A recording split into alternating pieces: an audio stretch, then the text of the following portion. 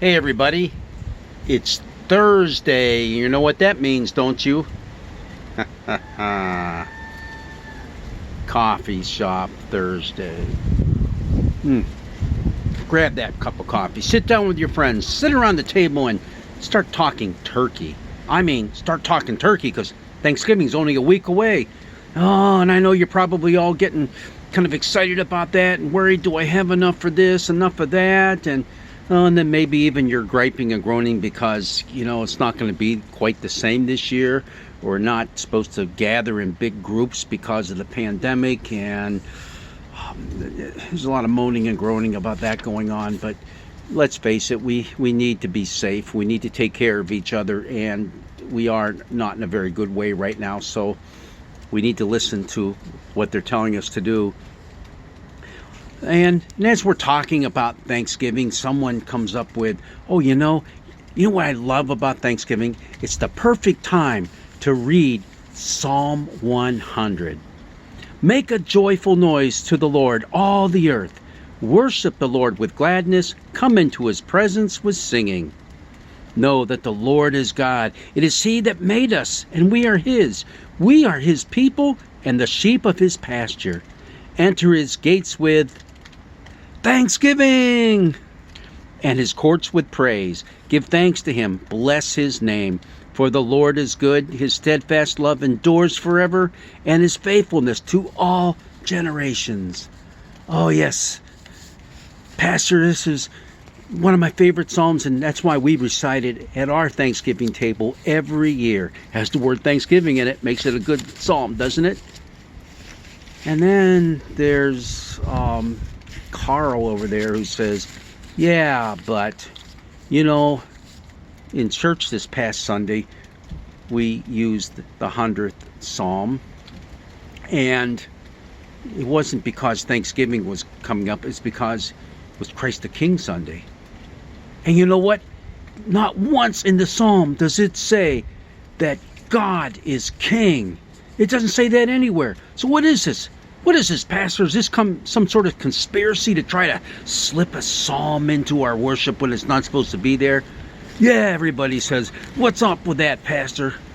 Now, I know you're all joking, because I have no idea what that's up with. No, I do know what we're up to. You see, Psalm 100 comes at the end of a grouping of psalms called enthronement psalms. We talked about this the other day with Psalm 95. That's the one we're going to use in church this Sunday. Psalm 95, and it does mention that God is king, but there's a whole group of them right there, right together, in which they were probably spoken during a harvest festival, most likely the fall one. And as you're walking into the temple, you sing your praises to God, and you do lift him up as the King of the universe, King of everybody. All right, so we have that going on, and Psalm 100 is the last of these psalms. Now, yeah, it's true. It does not say that Jesus is king. It doesn't say that Yahweh is king. But what does it say at the beginning? Make a joyful noise to the Lord, all the earth. Everybody. That means God rules over all. All right? So you have that going on there. But you can also say that when it talks about enter his gates with thanksgiving and his courts with praise, gates and courts, you're thinking in terms of royalty. You're thinking in terms of a palace. Yeah, but Carl says, don't forget, the temple had gates and courts too. Yeah, you're right. You know what the temple was? The temple was the dwelling place of the King of the universe, Yahweh. See, we have all these nuances, these little things here that hint toward being a king. Also, that reference to the sheep of his pasture, that means we're the sheep of his pasture. That means he's our shepherd. And it's a well-known, documented fact that many of the peoples of the Near East, not just the Hebrew people, but people of other faiths, also referred to their kings as their shepherd. Okay? So we have all that going on there. So that makes it a good psalm for Thanksgiving. But if you really look closely at this psalm, it gives us two really good reasons to celebrate. And there's a kind of a saying that's been going around for a while. God is good, and you're supposed to respond all the time. God is good all the time. He really is good all the time. And there are two reasons to celebrate. He is God, and He is good. And that's what this psalm tells us. He is God. Who is He? Yahweh. Yahweh is God, and He is good. And the psalm implores us to know God, know Yahweh. The exact words, know that the Lord, and that's Yahweh, is God. Know that He is God. Not these other gods around us. Yahweh. Yahweh is God. Now there's something interesting about that word, know. Do y'all want to hear about it? All right, if you're a little embarrassed, go ahead and cover your ears. That word know is the word used for sexual intimacy between a man and a woman.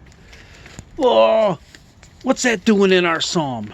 Well, it's because the psalmist is imploring us to intimately know God. Just don't know Him up in our head, but know Him in a way that it's the same as that close connection between a man and a woman in marriage.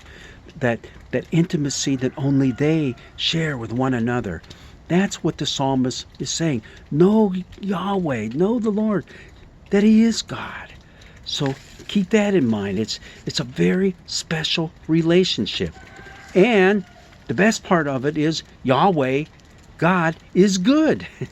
He is good all the time. God is good. Now that word good in Hebrew is kind of an interesting word in that it means a gazillion different things. It can mean morally upright. It could mean pleasing. It could mean good. It could mean, our English good. It can mean beautiful. Oh, there's a lot of different things it can mean. So you have to look at the context. And the context of that God is good here is covenantal language.